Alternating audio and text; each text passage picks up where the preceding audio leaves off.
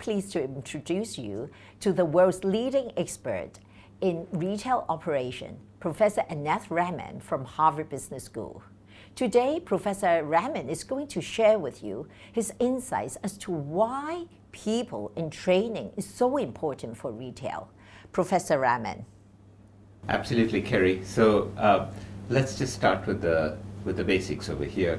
So people are a huge asset in any retail organization, in any organization for that matter. But when it comes to retail, labor is also a very significant line item in expenses, or a very significant, in fact, might be the single biggest controllable expense that a retailer has. So take those together. So it's a very important cost item, it's a huge asset. So people need to be managed very, very carefully. Yeah, definitely. Let me take a couple of areas where I think people can be a huge asset, and if they're not managed correctly, they won't be an asset.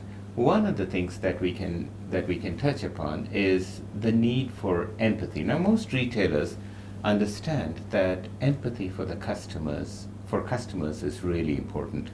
And this is not important. This is not simply important when you're designing the concept of the store, but in the design of every detailed interaction, as well as the execution of these tasks.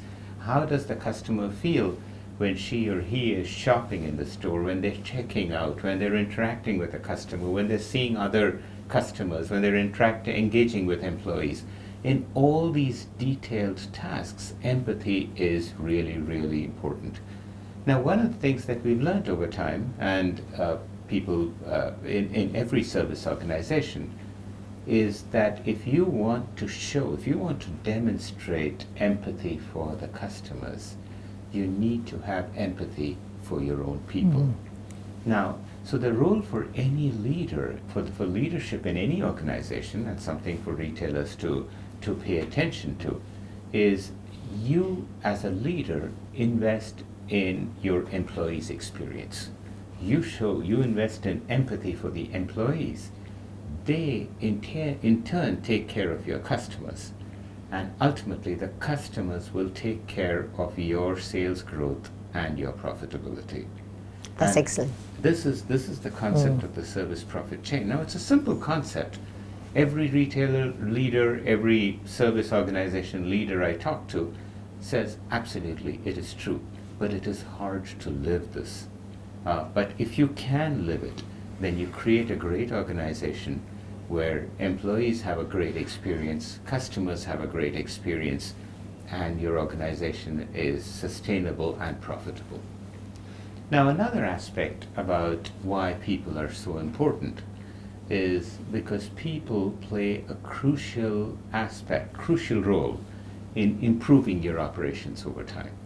So before we get into the details over here, let me touch on two fundamental aspects of retail that we need to keep in mind. One, it's a cliche, it gets repeated all the time, but retail is detail.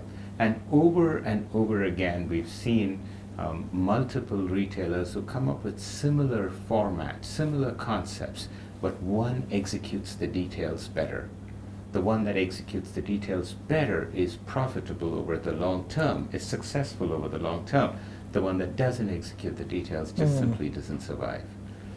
The other concept is something that a very wise entrepreneur once said, and he said, out of chaos comes revenue, out of discipline comes profit.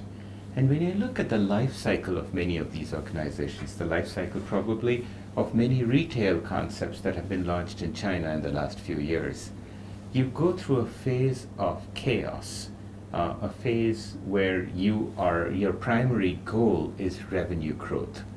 And then the growth starts tapering off.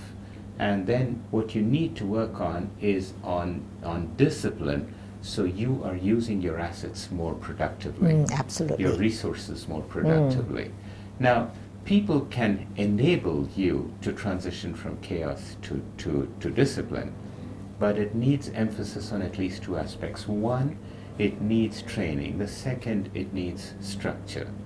And it's as a student of the history of how retailing has transitioned in various parts of the world, I've been fascinated by how labor productivity has evolved in US retailing over the last 30 years. And I've looked at these data myself, and sales per labor hour after controlling for inflation has grown at 3% a year for the last 30 years at a very steady rate. Every year? Every year. Wow. And when I ask retailers, and I study retailers, when I ask retailers what explains this phenomenon, they cannot point to a single silver bullet. There's a whole bunch of little things they did. All the details. All the details, from the way they laid out the store, from the way they packaged products, from the way they designed checkout, every little thing added up. But retailers have to ask themselves, have I delivered the 3% productivity growth every year, year after year? So, one of the things that somebody asked me the other day is we'll live in a state of change. Retailers are, and particularly now, but always true, retailers constantly changing. Right now it's changing at a dramatic pace.